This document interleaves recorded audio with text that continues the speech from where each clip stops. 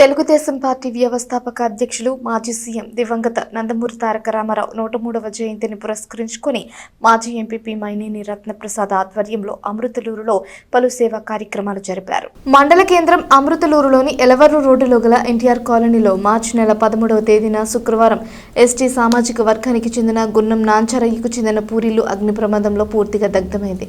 కుటుంబ సభ్యులు కట్టుబట్టలతో నిరాశ్రయులయ్యారు. మాజీ ఎంపీపీ మైనేని రత్నప్రసాద్ మిత్ర బృందం ఆర్థిక సహకారంతో అగ్ని ప్రమాద బాధితుడు నాంచరయ్యకు గురువారం నిత్యావసర సరుకులు, కూరగాయలు, నూతన వస్త్రాలను అందజేశారు.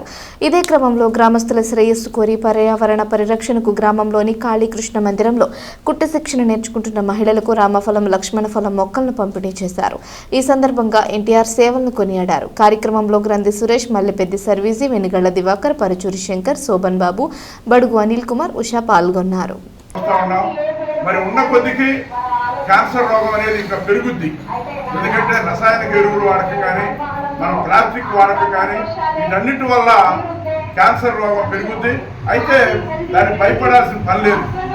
ముందే మనం తెలుసుకుంటే మరి నివారణ చర్యలు లేదు. మనం తెచ్చిచ్చే మొక్కల్ని మరి ఆకు 2 సంవత్సరాల తర్వాత ఆకుతో టీ తాగినా క్యాన్సర్ నివారించబడుతుంది.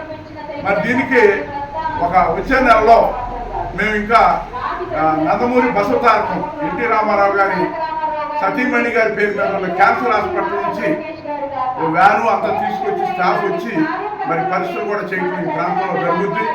ఇది కాకుండా ఇంకా మరి లక్ష్మణ ఫలం అనే మొక్కలు వర్షాలు పడ్డాక ఇప్పుడు ఇచ్చేవి కాకుండా ఇంకా ఇస్తాం.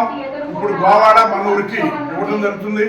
దీనికి ప్రత్యేకంగా సుఖవాసి హరిబాబు గారని సేంద్రీయ వ్యవసాయం చేస్తాడు హైదరాబాద్.